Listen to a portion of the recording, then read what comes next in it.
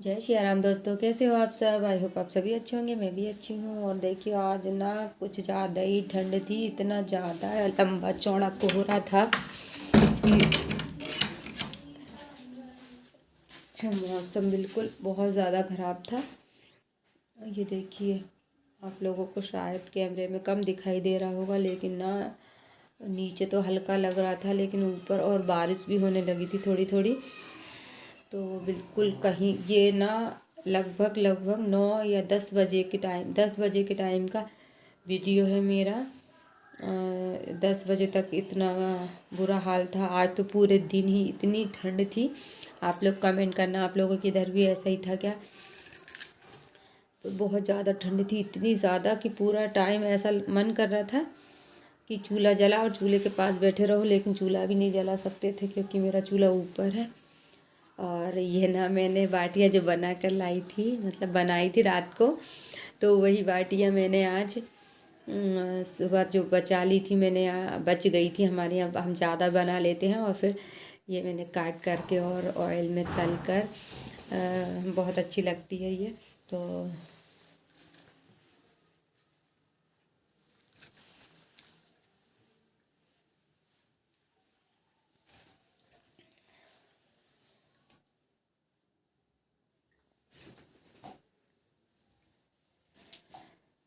देखिए मैं तल ली है बाटियाँ और ये बहुत अच्छी लगती है भाई, चाहे आप दाल से खाओ, चाहे मैंने तो आलू की सब्ज़ी बनाई थी।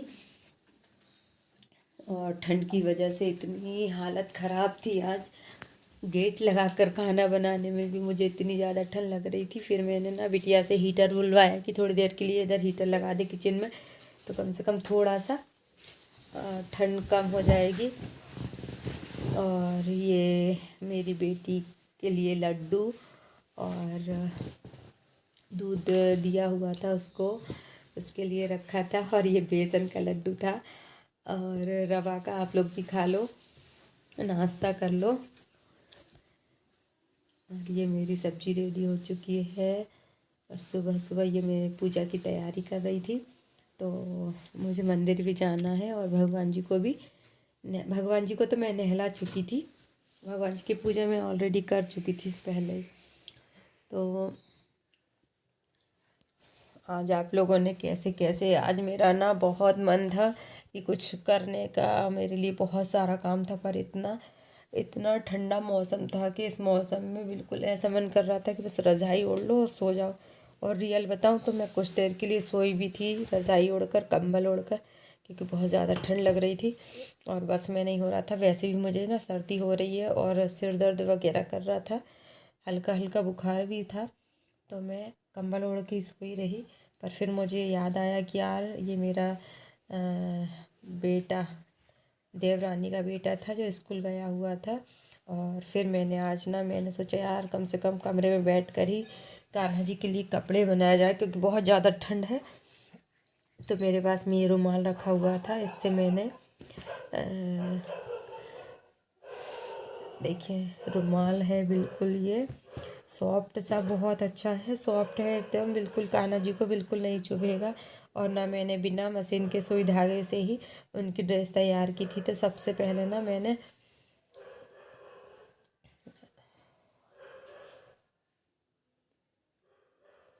रुमाल को एक कोने से पकड़ा था और उसको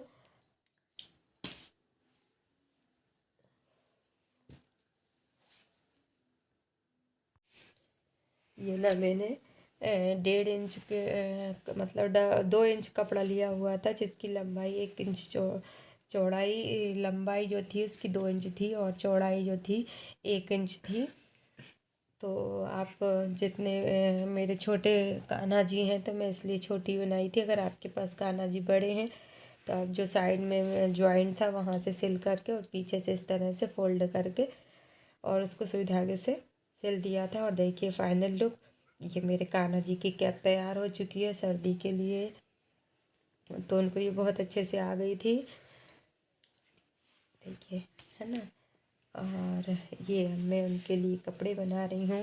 तो मैंने एक कोने से तिकोना रखा हुआ था, तिकोना रखने के बाद में उसको कट कर लिया था, ये देखिए। और फिर इसको उल्टा करके फोल्ड करके यहाँ से जहाँ से हमने कटिंग की थी वहाँ से हम सुई धागे से इसको सिल लेंगे फोल्ड, ताकि ये इसके धागे ना निकले। ये देखिए मैं सिल रही हूँ।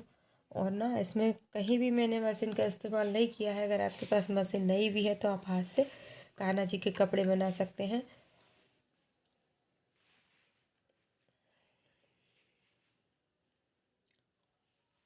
ये देखिए इस तरह से मैंने ये कान्हा जी के कपड़े सिल लिए थे। छोटे छोटे छोटे छोटे टाके देना है और इस तरह से सिलना है। और अगर आप लोगों ने मैंने ना नेक्स्ट वीडियो में मेरा ज़रूर देख लीजिएगा ब्लॉग। उसमें मैंने कान्हा जी के इसी रुमाल से जो बचा हुआ कपड़ा था इसी से मैंने एक जोड़ कपड़े और बनाए हैं कान्हा जी के। तो देखिए ये 1 इंच पे ऊपर से 1 इंच की दूरी पे मैंने कान्हा जी की जो आस्तीनें बनाई हैं वो 1 इंच से दूरी से मैंने सुई धागे से यहाँ टाक दिया है। और दोनों साइड सेम प्रोसेस करना है। 1 1 इंच का जो है ना आस्तीन बनाने के लिए वहाँ से टाक देना है इस तरह से।